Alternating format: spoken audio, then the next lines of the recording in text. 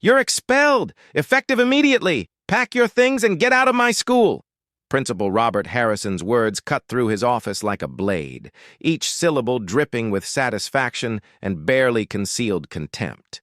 He stood behind his massive oak desk, his arms crossed over his expensive suit, looking down at 18-year-old Jamal Matthews like he was something stuck to the bottom of his shoe. Jamal sat in the leather chair across from Harrison, his knuckles still raw and bleeding from the fight that had happened 40 minutes ago in the second-floor hallway. His white t-shirt was torn at the collar. His jeans had dirt on them from where he'd been slammed against the lockers.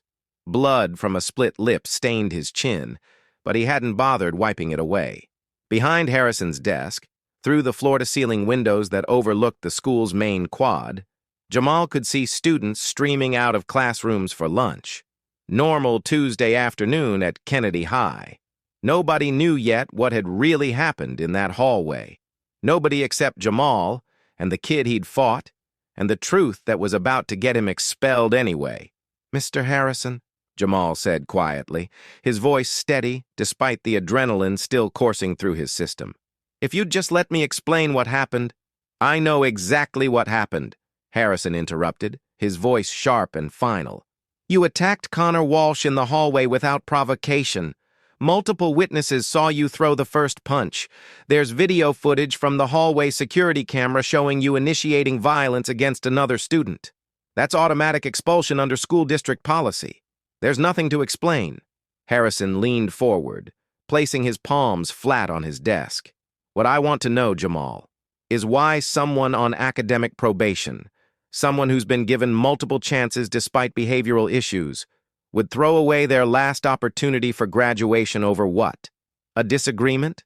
An insult? Help me understand what goes through someone's mind when they make such a catastrophically stupid decision. Have you ever done the right thing and been punished for it because nobody bothered to ask why?" Jamal's jaw tightened, but he kept his voice level. "Connor wasn't just in the hallway by accident. He was running away from the chemistry lab. He had something in his hands, materials he shouldn't have had access to. When I tried to stop him and ask what he was doing, he attacked me first." "That's not what the video shows," Harrison said flatly. "The footage clearly displays you grabbing Connor and throwing him against the lockers. That's assault, Jamal. That's criminal behavior on school property. The video doesn't show what he was carrying or why he was running," Jamal insisted. "It doesn't show him in the chemistry lab before—" "Enough," Harrison's voice cracked like a whip.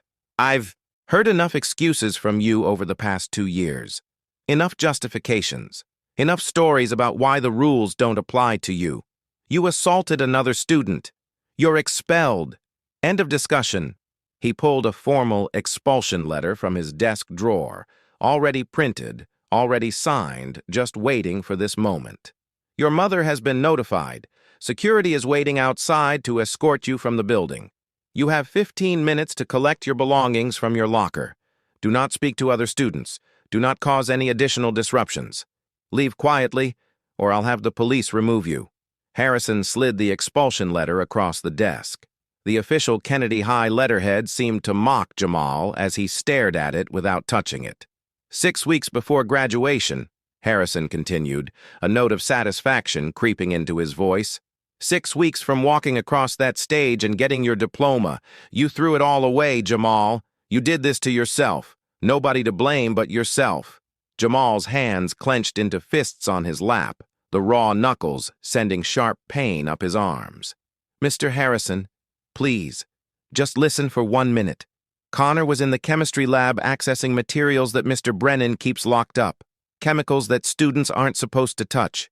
I saw him running with containers, and when I tried to stop him to ask what he was doing—" "Mr. Brennan has not reported any missing materials from his lab," Harrison interrupted. "I spoke with him 20 minutes ago. Everything is accounted for. So now you're not just violent, you're lying to try to get another student in trouble to deflect from your own actions." "Did you ask him to check the accelerants?" Jamal pressed. "The fast-burning compounds he uses for demonstrations? Because that's what I saw Connor carrying—" "Enough!" Harrison slammed his hand on the desk. I will not sit here and listen to you slander Connor Walsh, an honor student from a respected family who has never had a single disciplinary issue, while you, someone who's been nothing but trouble since transferring here, try to invent wild conspiracy theories to avoid responsibility for your violence." Security Officer Mike Stevens knocked and entered without waiting for permission.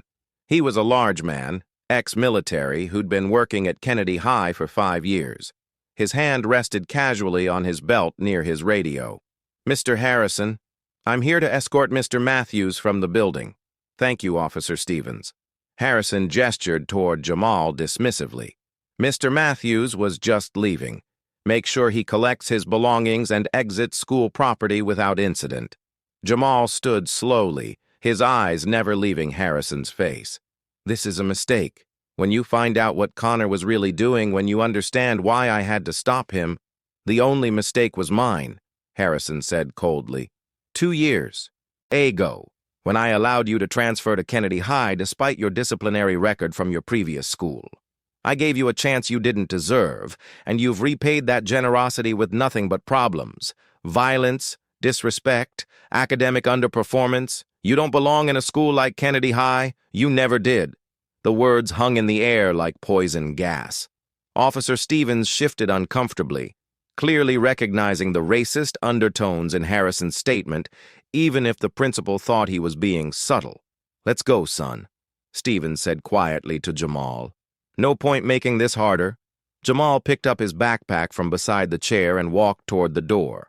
But before leaving, he turned back to face Harrison one final time. "Mr. Harrison, I'm asking you one more time. Please check the chemistry lab. Please look at what Connor was accessing. Please ask why he was running away from there during second period when he's not even enrolled in that class. Because if you don't, get out of my office," Harrison said, his voice low and dangerous. "Get out of my school, and if I ever see you on this property again, I'll have you arrested for trespassing." Jamal walked out of the principal's office at 12:17 p.m. on Tuesday, April 15th, expelled from Kennedy High School 6 weeks before graduation for doing exactly what he was supposed to do, trying to prevent something dangerous from happening. Behind him, Principal Harrison sat down at his desk, feeling satisfied. Another problem student removed, another troublemaker eliminated from his school's population, another statistic that would never appear in Kennedy High's graduation numbers or college admission rates. If Harrison had listened, if he'd checked the chemistry lab like Jamal begged, if he'd questioned why an honor student was running with materials he shouldn't have accessed, if he'd looked past his own prejudices long enough to see the truth. But he didn't. And in exactly 43 minutes, everyone at Kennedy High School would understand the magnitude of that mistake. Jamal walked down the familiar hallways of Kennedy High for the last time, Officer Stevens trailing a few feet behind. Students pressed against lockers and classroom doorways, watching with the morbid curiosity that came with witnessing someone's public humiliation. "There goes Jamal," someone whispered. "I heard he went crazy and attacked Connor Walsh for no reason," another voice added. "Figures. He was always trouble." Jamal kept his eyes forward, refusing to acknowledge the stares or the whispers. His locker was on the second floor, the same floor where he'd fought Connor Walsh 45 minutes ago. The hallway still showed signs of the altercation, scuff marks on the floor, a dented locker door, drops of blood that the janitor hadn't cleaned up yet. He opened his locker and began removing his belongings. 2 years of Kennedy High School, compressed into what he could fit in his backpack. Textbooks he'd never need again. A hoodie for cold mornings. Photos taped inside the locker door, his mom at his birthday party, his little sister Keisha at her middle school graduation, his father before the deployment that had changed everything. "Jamal," a quiet voice behind him. He turned to see Maria Santos, his lab partner in AP Chemistry and one of the few students who'd been friendly to him since his transfer. She looked worried, her dark eyes wide with concern.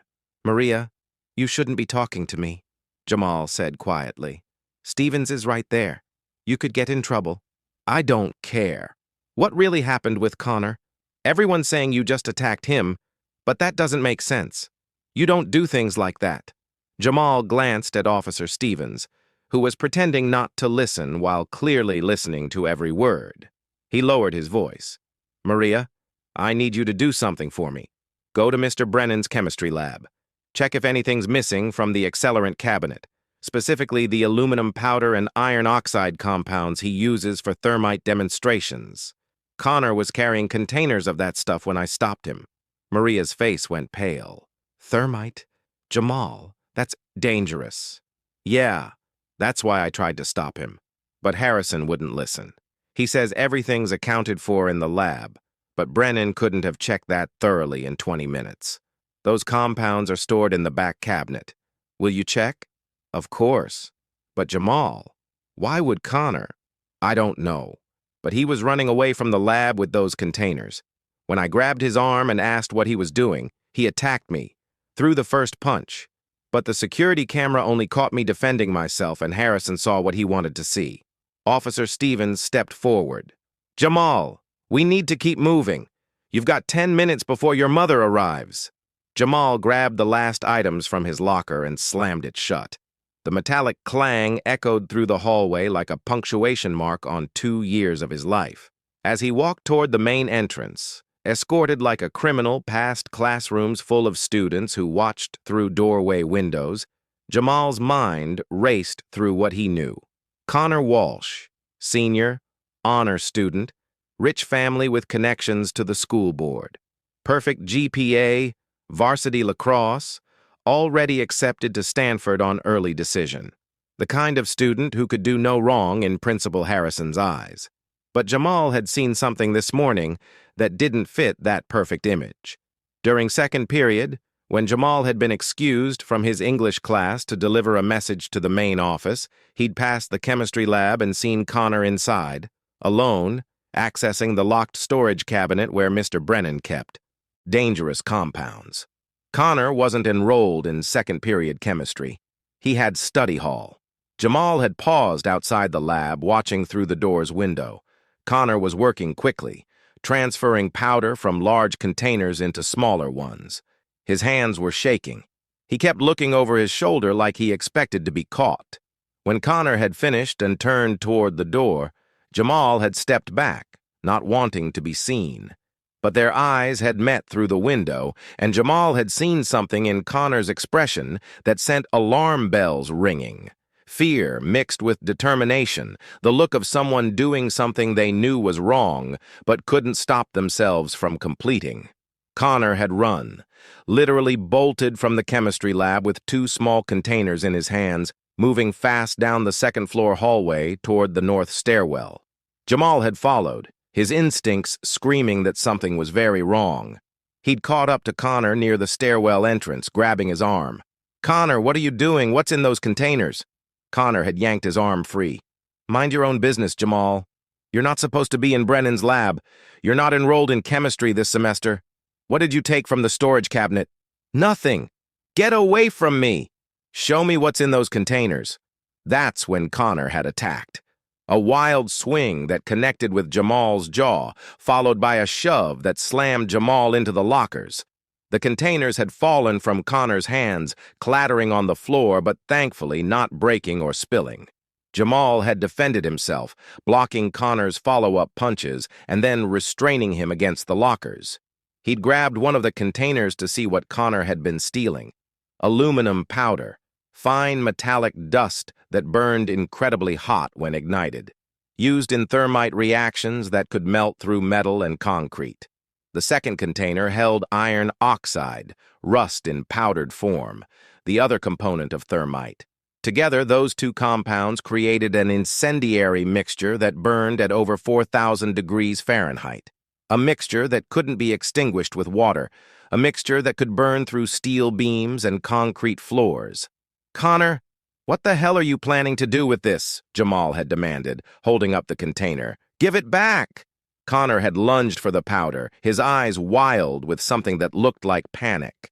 That's when the security camera had started recording, capturing Jamal holding Connor against the lockers, looking for all the world like an unprovoked assault. And that's when Mr. Patterson, the physics teacher, had come around the corner and seen what appeared to be Jamal attacking Connor. He'd pulled them apart, sent Connor to the nurse's office, and marched Jamal straight to Principal Harrison's office without asking a single question about context or cause. Now, 30 minutes later, Jamal was being expelled while Connor walked free. The thermite components had been confiscated by Mr. Patterson, who'd assumed they belonged to Jamal and had turned them over to Harrison as evidence of Jamal bringing dangerous materials to school. Harrison had added that to Jamal's list of offenses without ever questioning where the compounds actually came from or why Connor had been carrying them. Jamal reached the main entrance where his mother was waiting, her work uniform still on from her shift at the hospital. Sharon Matthews looked exhausted and heartbroken, her eyes red from crying. "Baby," she said softly as Jamal approached. She pulled him into a hug, not caring who was watching or what they thought. "I'm sorry, Mama," Jamal whispered. "I'm so sorry. We'll talk at home. Let's just go." As they walked toward the parking lot, Jamal looked back at Kennedy High School one final time. The brick building with its columns and American flag looked like every other suburban high school in America. Safe, clean, orderly. But somewhere inside that building, Connor Walsh was walking around free with knowledge of thermite compounds and access to who knows what else. And nobody in authority cared because Connor was white, wealthy, and well-connected, while Jamal was black, poor, and expendable. The car ride home was silent for the first 10 minutes. Sharon gripped the steering wheel tightly, her jaw set in a way that Jamal recognized as suppressed fury.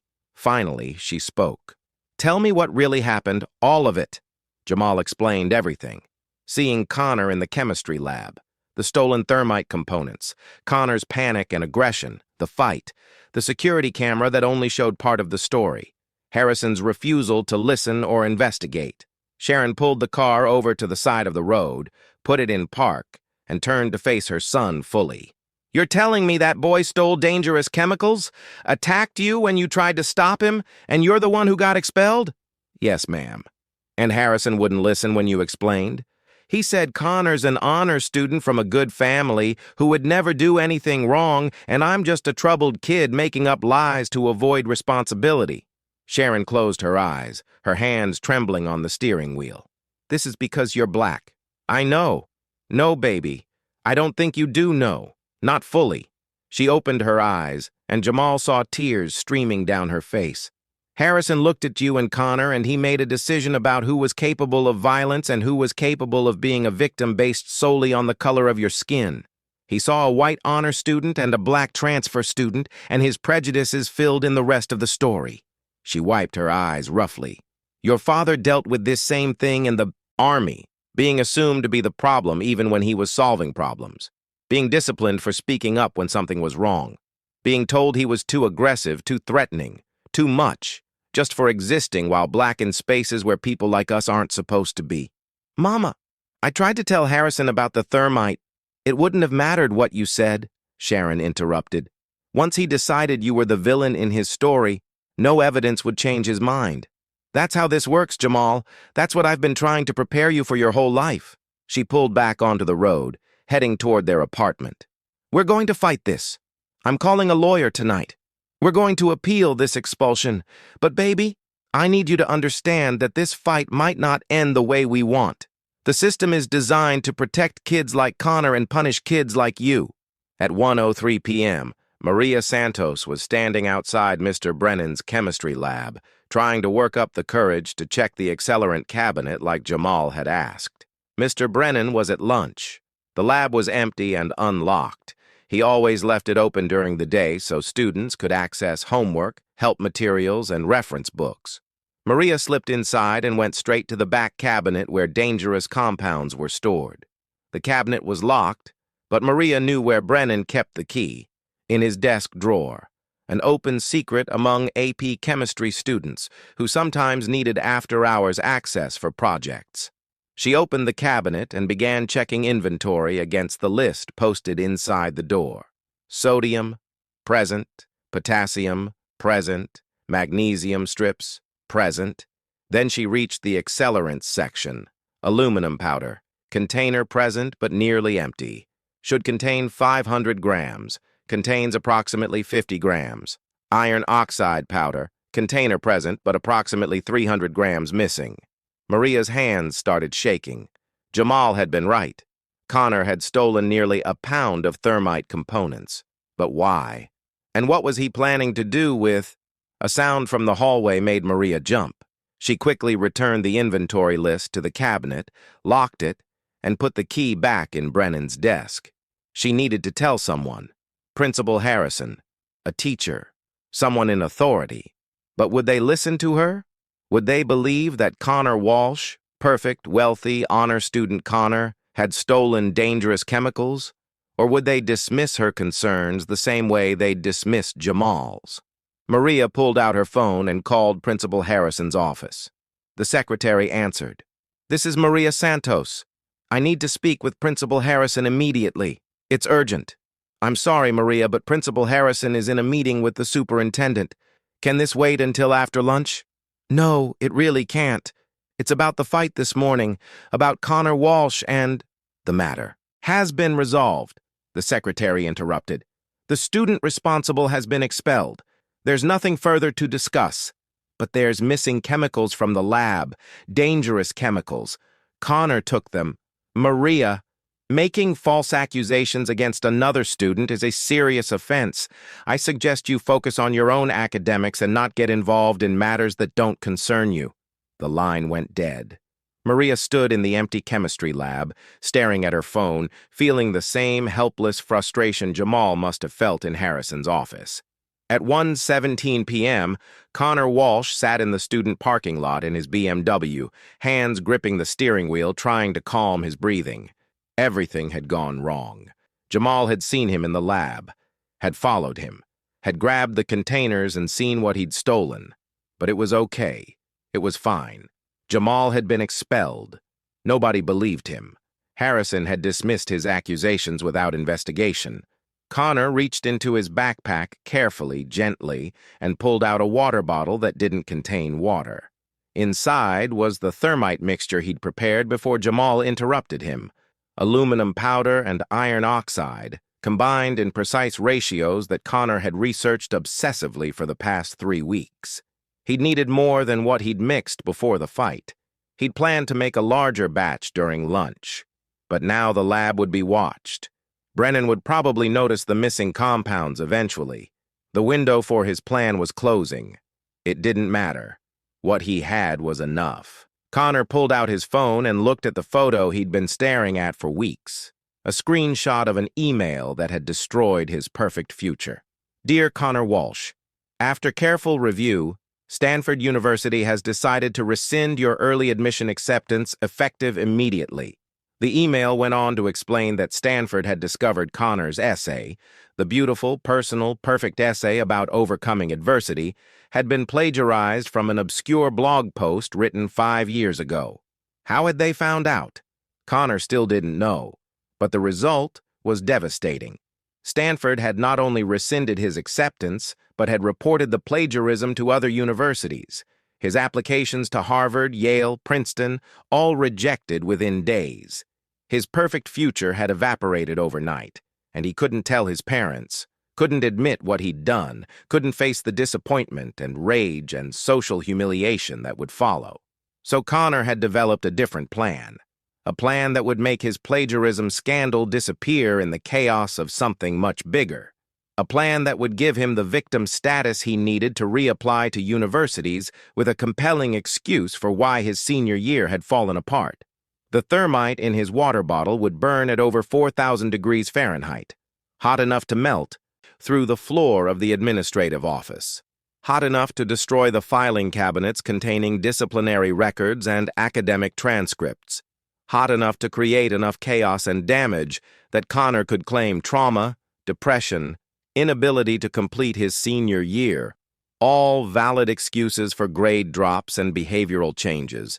He'd researched thermite obsessively, watched videos of its devastating burn rate, calculated exactly how much he'd need and where to place it for maximum damage to records while minimizing risk to people.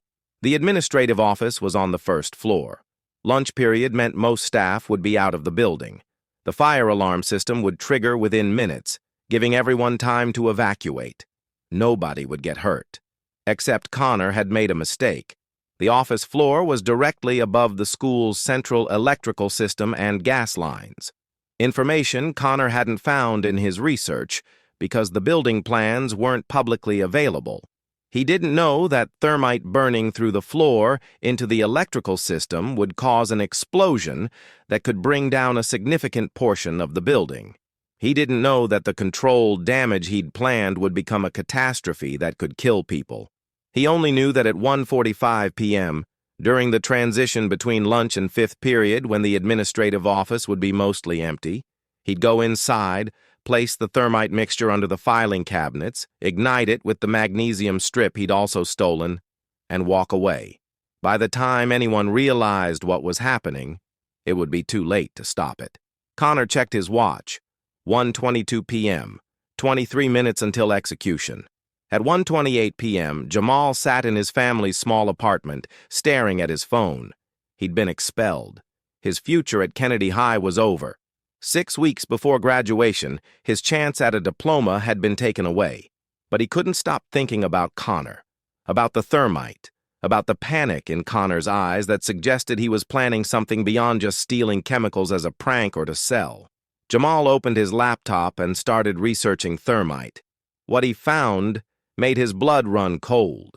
Thermite wasn't just dangerous, it was catastrophically dangerous. It burned so hot that water actually made it worse, spreading the reaction. It could melt through metal, concrete, engines, I-beams. Once ignited, it was nearly impossible to stop, and Connor had stolen enough for a significant reaction. Why would an honor student steal thermite components? What was he planning to do with them? Jamal's mind raced through possibilities. A senior prank? Revenge against a teacher? Some kind of chemistry project? Then he remembered something. 3 weeks ago, he'd overheard Connor arguing with his parents in the school parking lot. Connor had been crying, saying something about Stanford, and plagiarism and his life being over. Jamal had mentioned it to his mom at the time. That kid, Connor Walsh, was having a complete breakdown in the parking lot. Whatever's going on with him, it's serious. What if Connor's plans for the thermite weren't a prank? What if they were something darker? Something desperate? Jamal grabbed his phone and called Maria. Did you check the lab? Jamal, yes, you were right. Almost a pound of aluminum powder and iron oxide are missing. I tried to call Harrison, but his secretary wouldn't listen. She said I was making false accusations and hung up on me. Maria, I think Connor's planning to use that thermite today. At school. I don't know where or when, but... Jamal, you can't go back to Kennedy. Harrison said he'd have you arrested for trespassing if you came back. I know, but Maria, thermite burns through anything. If Connor ignites that in the school building, people could die. The fire could spread, the structure could collapse. Silence on the other end, then Maria's shaky voice. What do we do? Call 911. Tell them there's a credible threat. Tell them about the missing thermite. Tell them Connor Walsh might be planning something. They won't believe me either. I'm just a high school student. They'll think it's a prank call. Jamal knew she was right. He thought fast. Call the fire department, tell them you're reporting missing incendiary materials from Kennedy High School's chemistry lab. That's a legitimate safety concern they have to investigate. Don't mention Connor by name at first. Just focus on the missing compounds and the potential danger. Okay, I can do that. What are you going to do? Jamal looked at his mother, who'd been listening to his side of the conversation with growing alarm. I'm going back to Kennedy. Jamal, no, Sharon said immediately. Harrison will have you arrested. Mama, if I'm right, people are going to die. I can't just sit here. Baby, would Dad sit here? The question hung in the air. Sharon's face crumpled slightly at the mention of her husband, deployed overseas, serving his country, always doing what he thought was right even when it cost him personally. Your father would find another way. He'd call the authorities. We tried the authorities. They won't listen. Harrison won't listen. Connor's parents won't believe it. Nobody in power cares what I have to say. Jamal stood up, grabbing his jacket. I have to go back, Mama. I have to try to stop whatever Connor's planning, even if it means getting arrested. Sharon grabbed her keys. Then I'm driving you. At 1:37 p.m., Connor Walsh walked through Kennedy High School's main entrance, carrying his backpack and the water bottle containing thermite mixture. Students streamed past him toward their fifth period classes. Teachers stood in hallways doing hall duty, making sure kids got to class on time. Everything was normal. Connor walked toward the administrative wing, his heart pounding so hard he thought it might burst through his chest. The water bottle felt like it weighed 1,000 pounds in his hand. This was it, the point of no return. Once he ignited the thermite, everything would change. He pushed through the administrative wing doors. The hallway was empty. Good. Most staff were still finishing lunch or preparing for afternoon classes. Connor approached Principal Harrison's office. The main door was locked, but Connor knew the side entrance through the records room was usually open during the day for file access. He tried the handle. Unlocked. Connor slipped inside the records room, closing the door quietly behind him. Filing cabinets lined the walls, containing decades of student records, disciplinary files, academic transcripts. Everything that documented Connor's plagiarism scandal would be stored in these cabinets. He found the cabinet marked Current Senior Records and opened it. Sure enough, there was his file. Inside, copies of Stanford's rescission letter, documentation of his plagiarism, notes from Harrison about the situation. Connor pulled the file and shoved it in his backpack. Then he prepared the thermite mixture.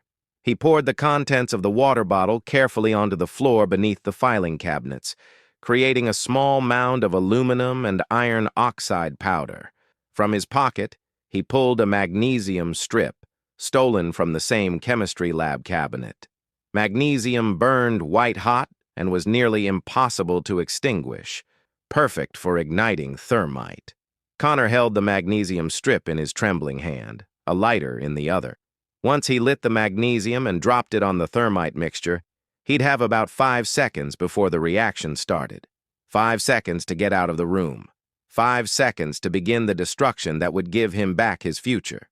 Connor flicked the lighter. At 1:42 p.m., Jamal and Sharon pulled into Kennedy High's parking lot. At the same moment, fire trucks were arriving. Maria's 911 call had gotten through. "Mama, drop me at the main entrance," Jamal said urgently. "Jamal!" "Please, Mama. I know where Connor will be. I know what he's planning." Sharon stopped the car at the main entrance. Jamal jumped out and ran toward the building, ignoring the security guards who yelled at him to stop. He burst through the main doors, scanning the crowded hallways. Students were confused by the fire trucks outside, teachers trying to maintain order. Where would Connor go? What was his target? Then Jamal knew. The administrative office, the student records. Connor's plagiarism scandal would be documented there. If he wanted to destroy evidence of what had ruined his Stanford acceptance, Jamal ran toward the administrative wing, pushing through crowds of students. Teachers yelled at him to slow down. Someone recognized him as the expelled kid and tried to grab his arm. He yanked free and kept running. The administrative wing was eerily quiet. Jamal pushed through the main doors and immediately smelled something acrid and metallic. Burning metal. Chemical smoke. "Connor!" Jamal shouted. "Connor, where are you?" A figure emerged from the records room, moving quickly toward the exit. Connor Walsh, his face pale, his hands shaking. Their eyes met across the hallway. "Jamal, what are you... You're supposed to be expelled. What did you do?" Connor's face crumpled. "I had to. Stanford rescinded my acceptance. Plagiarism. My life is over. But if the records burn, if there's chaos and trauma, I can explain the grade drops, the behavioral changes. I can reapply with a valid excuse. Connor, where did you place the thermite?" "Under the filing cabinets in the records room, but it's okay. I calculated everything. Minimal damage, no one gets hurt, just enough to..." Jamal pushed past Connor and ran into the records room.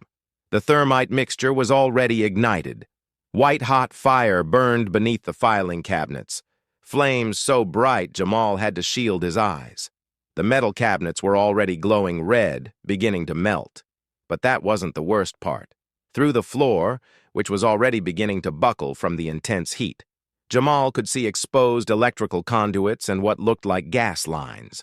Connor had placed his thermite directly above the school's central utilities.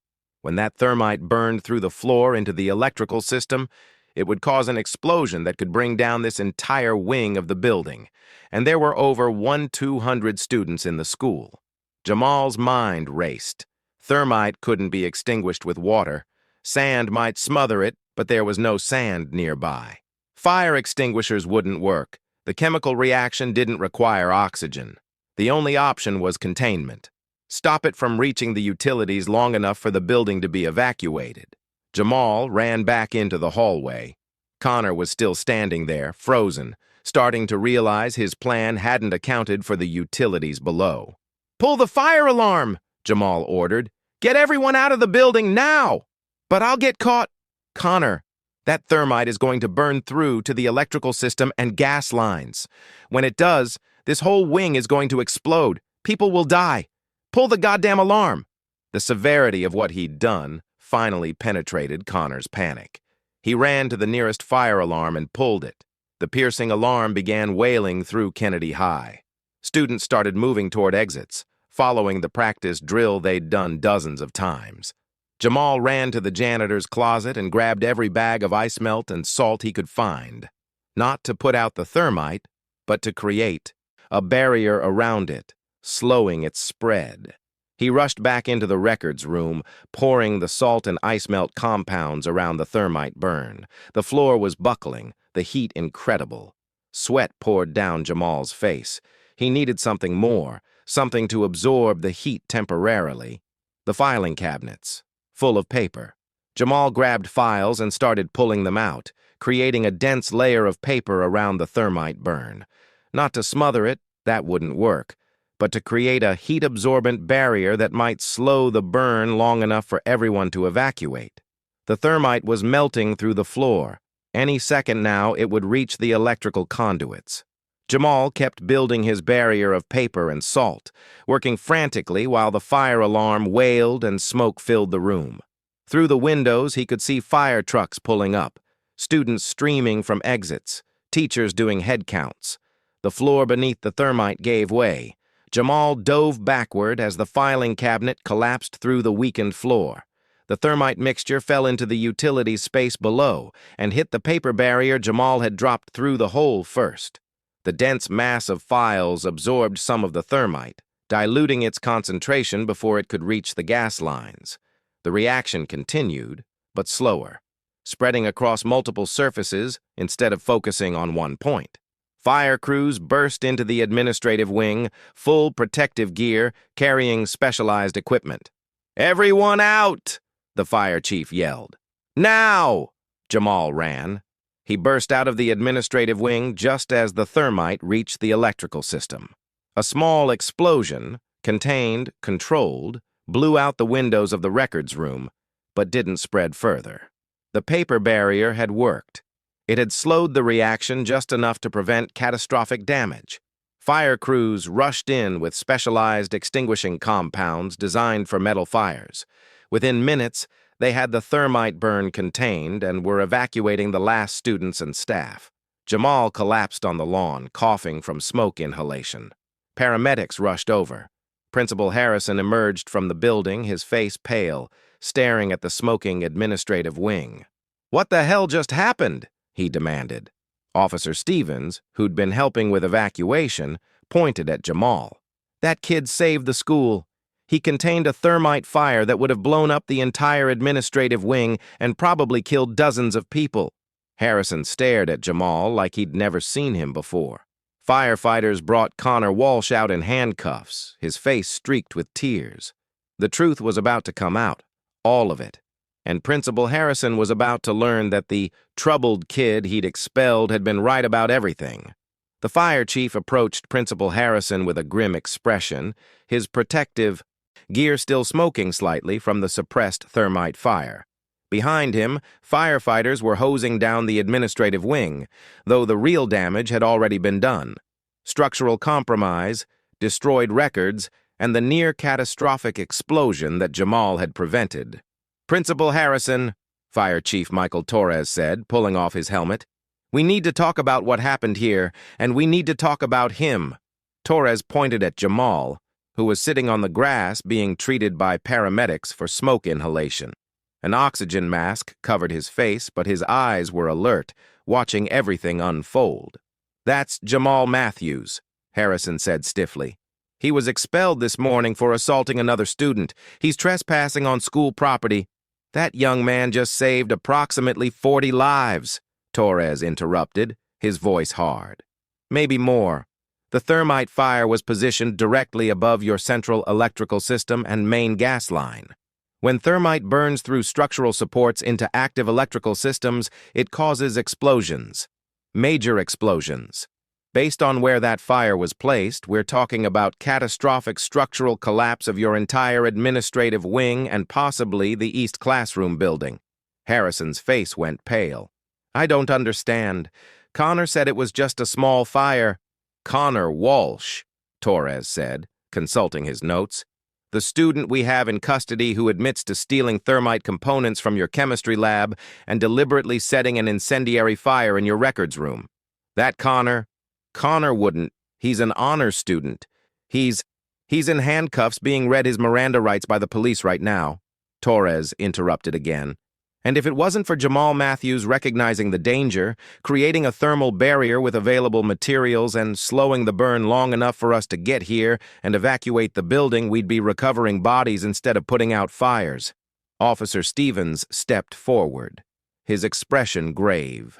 "Mr. Harrison, I think you need to hear the full story of what happened today, because from where I'm standing, you expelled a hero and protected a criminal." Over the next hour, as students were held in the parking lot and parents began arriving in panic, the complete truth emerged in pieces. Connor Walsh, interviewed by police, broke down and confessed everything.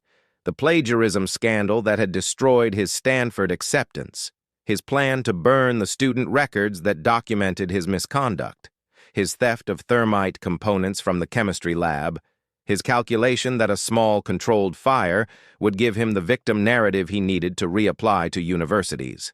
"I researched thermite online," Connor sobbed to the police detective. "Everything said it was just a really hot fire. I didn't know about the building plans. I didn't know about the electrical system underneath. I thought it would just burn through the floor and melt some cabinets. I didn't want to hurt anyone. I just wanted my future back." The detective's response was cold. "You nearly killed 43 people who were still in that building when you ignited an incendiary device. Ignorance of consequences doesn't eliminate responsibility for actions." Maria Santos gave her statement to police, corroborating Jamal's account. "He saw Connor in the chemistry lab this morning during second period. He followed him because Connor was acting suspicious. When Jamal tried to stop Connor and ask what he was doing, Connor attacked him first. The security camera only showed the middle of the fight, not what started it. Mr. Brennan, the chemistry teacher, confirmed the theft. I checked my inventory after the fire department called. Nearly 450 grams of aluminum powder and 300 grams of iron oxide are missing. That's enough thermite to burn through 6 inches of steel or concrete. If someone had ignited that mixture in a confined space above electrical systems..." He couldn't finish the sentence. The security camera footage was reviewed again, this time with full context. It showed Connor running from the direction of the chemistry lab. It showed Jamal intercepting him. And when investigators enhanced the video, they could see the containers in Connor's hands before the fight began. "This footage doesn't show assault," the police detective told Harrison. "It shows a student attempting to stop another student who was fleeing with stolen materials. Everything Jamal Matthews told you was true, and you expelled him without investigating." Harrison stood in the parking lot, surrounded by fire trucks, police cars, news cameras, and over 1,200 students whose lives had been saved by the young man he'd expelled 6 hours earlier. Sharon Matthews pushed through the crowd and ran to her son, who'd been released by the paramedics. She grabbed him in a fierce hug, tears streaming down her face. "Don't you ever scare me like that again," she whispered. "Going back into a burning building. I had to, Mama. I knew where Connor put the thermite. I knew what would happen if it reached the utilities." "How did you know what to do?" "Dad's letters," Jamal said quietly. "When he was deployed, he wrote me about the thermite bombs insurgents used. how they couldn't be put out with water, how the only way to stop them was containment and dilution. I remembered what he taught me. Sharon pulled back, looking at her son with fierce pride mixed with terror at how close she'd come to losing him. Principal Harrison finally approached them, his expression unreadable. "Mr. Matthews, I need to speak with you. You need to apologize to him," Sharon said sharply before Jamal could respond. "You expelled my son for trying to stop a disaster. You called him a liar when he told you the truth. You refused to investigate because you'd already decided Connor Walsh couldn't possibly be guilty of anything and my son couldn't possibly be innocent of anything." Harrison flinched at the direct accusation. "Mrs. Matthews, I made a serious error in judgment." "You made a racist assumption," Sharon interrupted. "Let's call it what it is. You saw a black student and a white student, and you decided who was the criminal and who was the victim based on nothing but the color of their skin. My son tried to save this school twice today, once by stopping Connor from stealing those chemicals, and again by going back into a burning building to contain the fire. Both times you punished him for it." Students had gathered around, listening. Some were filming on their phones. News cameras were capturing everything. This conversation was about to become very public. Harrison looked around at the watching crowd, then back at Jamal. "Mr. Matthews, I'm rescinding your expulsion effective immediately. You'll be reinstated as a student in good standing. Your record will be cleared of any disciplinary action related to this incident." "That's not enough," Maria Santos called out from the crowd. Several other students murmured agreement. Harrison turned to look at Maria. "Excuse me? That's not enough," Maria repeated, stepping forward. "Jamal saved our lives. Connor Walsh nearly killed us all. And you expelled Jamal while letting Connor walk free because you made assumptions based on race and social status. A private apology and reinstatement isn't enough. You owe him a public acknowledgement of what really happened." Other students started speaking up. "Jamal told you about the stolen chemicals and you didn't believe him. You called him a liar when he was telling the truth. Connor Walsh could have killed us all and you protected him because his family has money. How many other students have you treated the same way? How many other black students got punished for things they didn't do while rich white students got away with everything?" The crowd's energy was shifting. What had started as relief at surviving a near catastrophe was transforming into anger at the systemic injustice Jamal's expulsion represented. Harrison raised his hands, trying to regain control. "I understand you're all upset. This has been a traumatic day for everyone. But right now, we need to focus on the fact that our principal nearly got us killed because he was too racist to listen when a black student told him the truth," a voice called out. Students cheered. The news cameras were capturing everything. Local reporters were already on their phones calling in this story. By tonight, Kennedy High School's near catastrophe and the principal who expelled the hero would be national news. Superintendent Dr. Patricia Chen pushed through the crowd, her expression grim. She'd arrived 20 minutes ago and had been getting briefed by police and fire officials. "Principal Harrison," she said formally, "I need you to come with me. We have a great deal to discuss." As Harrison followed the superintendent to a waiting car, looking shell-shocked and diminished, Fire Chief Torres approached Jamal. "Son, what you did in there was incredibly brave and incredibly dangerous. You probably saved 40 lives, maybe more. But I need to understand, how did you know to use paper as a thermal barrier? That's a technique we teach to professional firefighters dealing with metal fires." Jamal explained about his father's letters, the thermite bombs in Iraq, the tactics for containment. Torres shook his head in amazement. "Your father served overseas?" "Yes, sir. Army, 3rd deployment. He's been in Iraq for 8 months. What's his name and unit? I'd like to commend him personally for the training he gave you. That training saved lives today." As Jamal provided his father's information, a commotion erupted near the police cars. Connor Walsh's parents had arrived, Richard and Suzanne Walsh, both dressed in expensive business attire, both clearly wealthy and used to getting their way. "What's the meaning of this?" Richard Walsh demanded, seeing his son in handcuffs. "Connor, what's happening?" "Your son admitted to theft, arson, and reckless endangerment," the police detective said calmly. "He stole incendiary materials from the school chemistry lab, and deliberately set a fire that nearly caused an explosion. He's being charged as an adult. That's ridiculous, Suzanne Walsh snapped.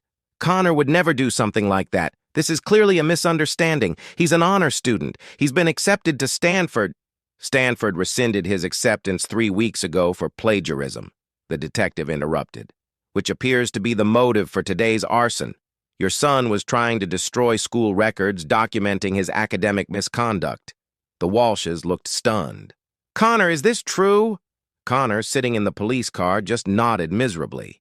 This is that boy's fault, Suzanne said suddenly, pointing at Jamal.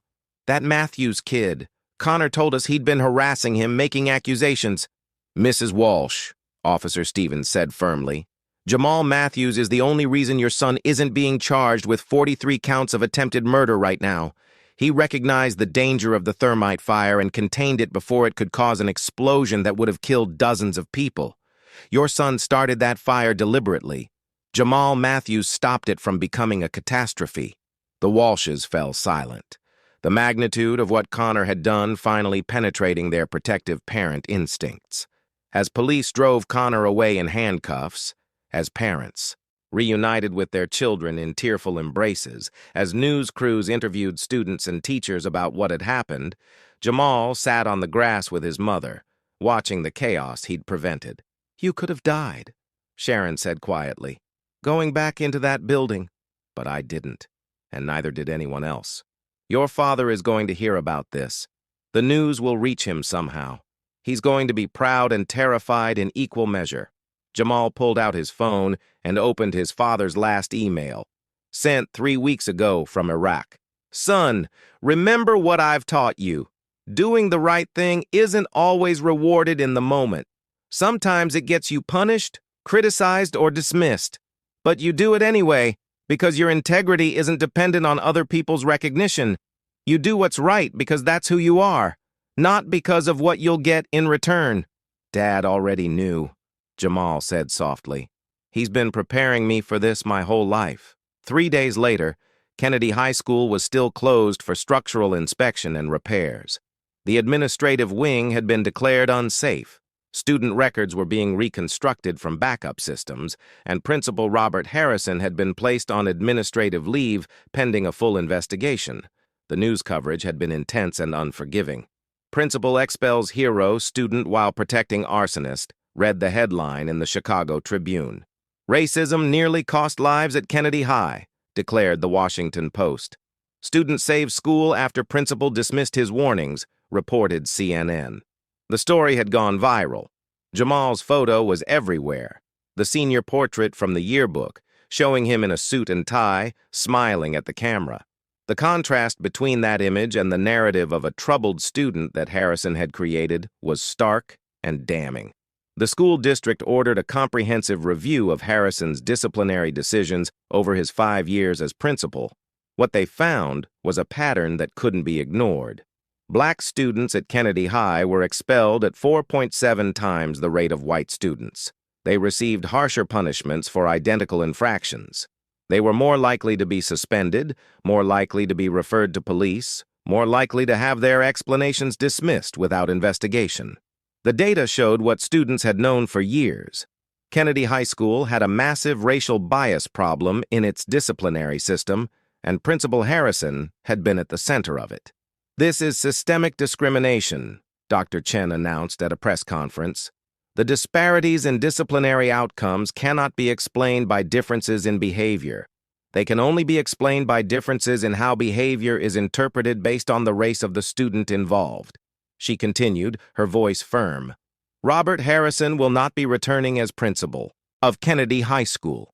Furthermore, we are implementing immediate reforms to our disciplinary system across the entire district. The reforms were comprehensive. Mandatory bias training for all administrators, external review of all expulsions and suspensions, student representation on disciplinary committees, and regular audits of disciplinary data by race. But the most significant change was personal. On Monday morning, when Kennedy High reopened, Jamal Matthews was called to the principal's office, now temporarily occupied by Dr. Chen herself while they searched for a new permanent principal. Jamal, I'd like to discuss your future, Dr. Chen began. "But first I need to apologize on behalf of this school district. What happened to you, the immediate expulsion without investigation, the refusal to listen to your concerns, the dismissal of your credibility based on racial prejudice, that was wrong, profoundly wrong, and we failed you. Thank you," Jamal said quietly. "But what's done is done. I just want to graduate." "You'll graduate," Dr. Chen assured him, "with highest honors if your grades hold. But Jamal, I'd like to offer you something else. The position of student representative on our new disciplinary review board. You'd have actual voting power on decisions about student suspensions and expulsions. Your voice would matter." Jamal considered this carefully. "Would I be there as a token, or would my opinions actually be taken seriously?" "Your opinions would be binding. The review board couldn't proceed without student approval on major disciplinary actions. You'd have real power to prevent what happened to you from happening to other students." "Then yes, I'll do it," Dr. Chen smiled. "There's something else.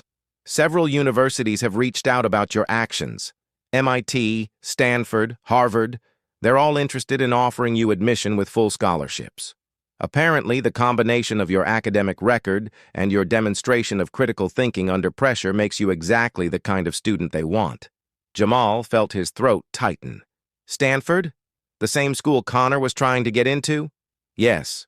Though I should mention that Stanford specifically requested I tell you that Connor Walsh's plagiarism and subsequent arson have permanently disqualified him from admission. They want to make clear that they value integrity and heroism over test scores and fabricated essays." That afternoon, Jamal walked through Kennedy High's hallways for the first time since his expulsion. Students stopped him constantly, some to thank him, some to apologize for believing Harrison's version of events, some just to shake his hand. Maria Santos found him at his locker. "Jamal, I need to apologize. When Harrison expelled you, I should have spoken up more forcefully. I should have refused to let it go until someone investigated the missing chemicals." "Maria, you did speak up. You called 911. You reported the theft to the fire department. You did everything you could. But I believed, for just a minute, that maybe Harrison was right, that maybe you had overreacted, that maybe Connor couldn't possibly be guilty of what you said he was guilty of. I let my own biases cloud my judgment. And then you recognized it and corrected it," Jamal said. "That's all anyone can do." In the weeks that followed, the full consequences of Connor Walsh's actions became clear. Connor was charged as an adult with arson, reckless endangerment, theft, and attempted destruction of evidence. Because the fire had been set in a school with over 1,000 people present, the charges carried potential sentences of 15-25 years in prison. His parents hired expensive lawyers who tried to argue diminished capacity due to the stress of losing his Stanford acceptance. The judge wasn't sympathetic. "Mr. Walsh made calculated decisions over the course of several weeks," Judge Maria Rodriguez stated during the hearing. "He researched thermite. He planned the theft. He chose a location for maximum damage to records while, in his mind, minimizing risk to people. These are not the actions of someone experiencing a temporary mental break. These are the actions of someone who believed his own future was more important than the lives and safety of 200 other people." Connor Walsh was sentenced to 12 years in prison, eligible for parole after 8. The sentence made national news, both for its severity and for the discussions it sparked about privileged students who expected to escape consequences for criminal behavior. The Walsh family's reputation in the community was destroyed. Richard Walsh resigned from the school board. Suzanne Walsh's charity positions evaporated as organizations distanced themselves from association with the family. They put their house on the market within 3 months. But perhaps the most profound impact was on Kennedy High School itself. The near catastrophe had forced a reckoning with the school's culture.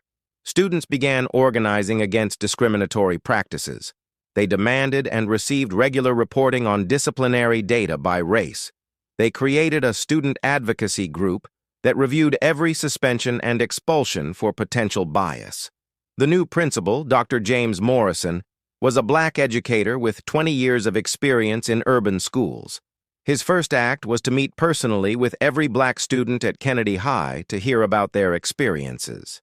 What Jamal Matthews experienced, being punished for doing the right thing because his credibility was dismissed based on race, that happens more than we want to admit, Dr. Morrison said in his opening speech to students and staff. It happens in schools, in workplaces, in every institution in America, and it's going to stop happening here. The changes were dramatic and immediate. Disciplinary disparities began to shrink. Black students reported feeling heard for the first time, and the culture of assuming guilt based on race began to crack. 6 weeks after the fire, at graduation, Jamal Matthews walked across the stage to receive his diploma.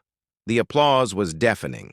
Students, teachers, parents on their feet, cheering for the young man who'd saved their school.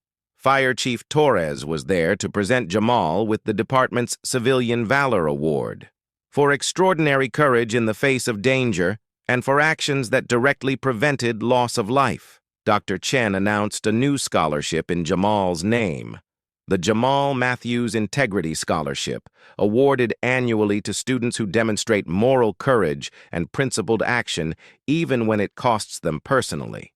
And in the audience, in a surprise that made Jamal break down in tears on stage, was his father, Staff Sergeant Marcus Matthews, given emergency leave to attend his son's graduation.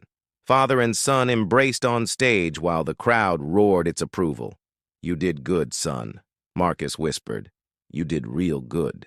Later, at the graduation reception, Principal Harrison made an unexpected appearance. He approached Jamal hesitantly, looking diminished and uncertain. "Jamal, I know you probably don't want to hear from me, but I need to say this. I was wrong. About everything. I let my prejudices blind me to the truth. I assumed the worst about you based on nothing but the color of your skin, and that nearly cost you your diploma. Nearly cost your classmates their lives. I'm sorry. It's not enough, but I'm sorry." Jamal studied the man who'd expelled him. Harrison looked like he'd aged years in weeks. The confidence and condescension were gone, replaced by genuine shame. "Mr. Harrison, I appreciate you saying that, and I hope you learn from what happened. I hope you examine your biases and do better, but the person you really owe an apology to is yourself, because your prejudices didn't just hurt me. They made you complicit in almost getting students killed. You have to live with that." Harrison nodded, tears in his eyes. "I know. And I will. Every day." As Harrison walked away, Marcus put his hand on his son's shoulder. "That was gracious of you.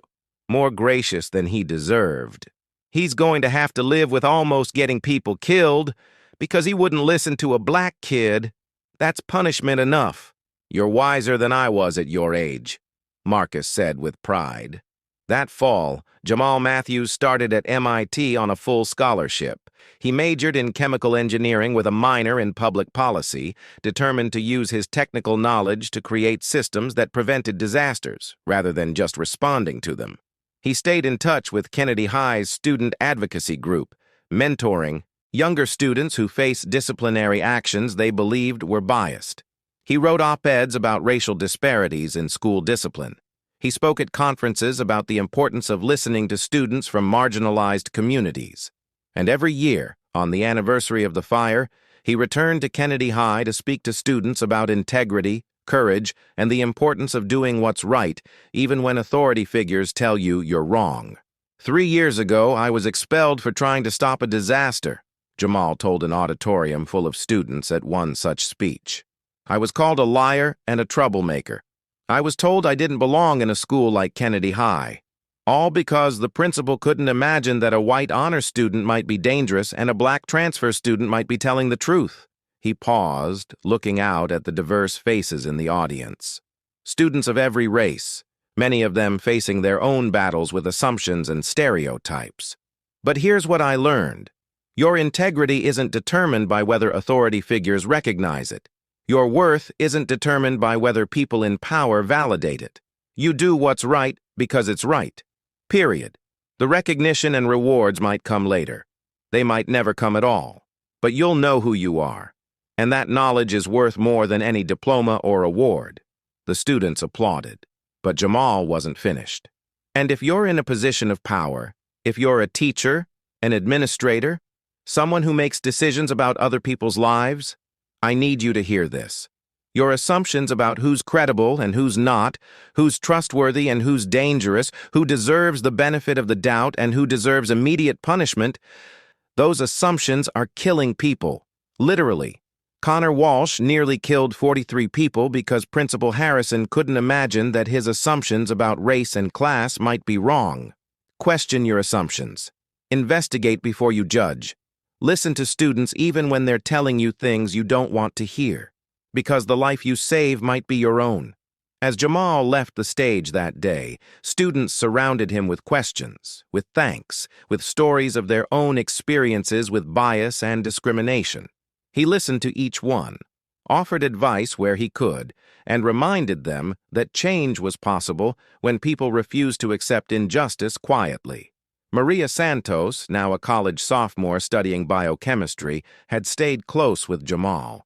She was working on research into fire-resistant materials, inspired by the thermite incident.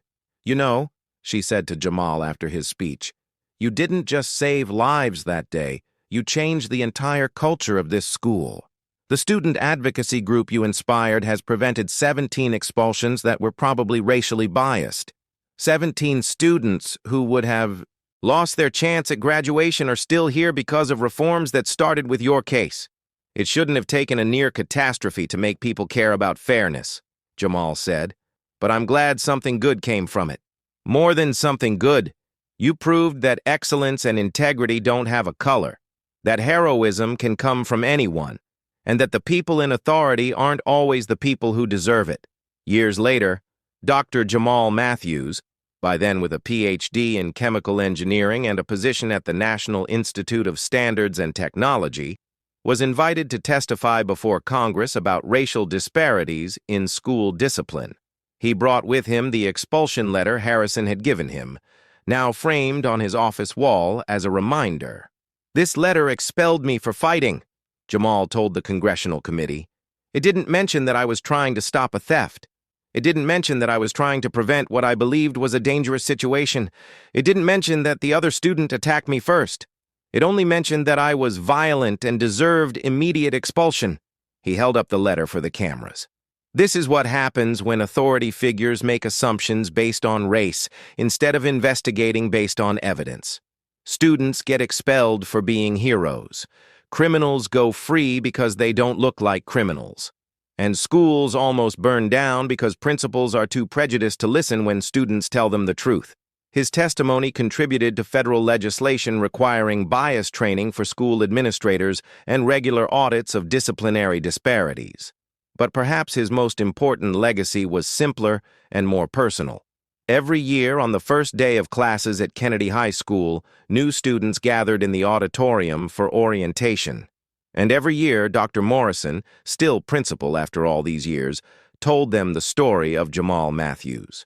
12 years ago, a senior at this school saw another student stealing dangerous chemicals. He tried to stop that theft.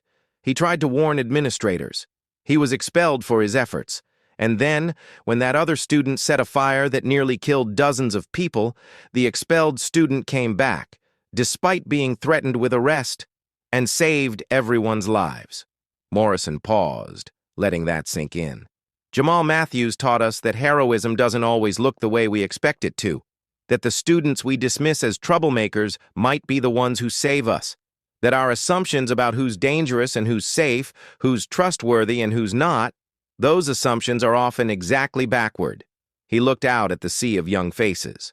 So here's your first lesson at Kennedy High. Judge people by their actions, not your assumptions.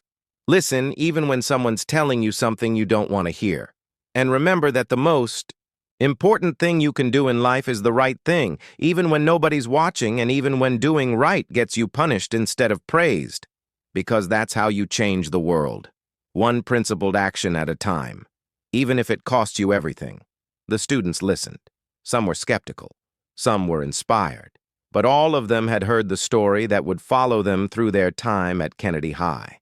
The story of the expelled student who saved the school.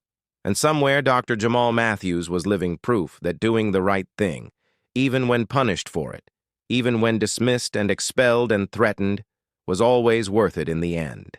Because truth has a way of emerging. Justice has a way of arriving, even if late.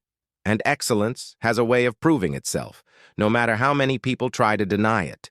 The principal expelled a black student for fighting, and realized too late that he'd expelled the only person who could save them all from a fire that nearly destroyed everything.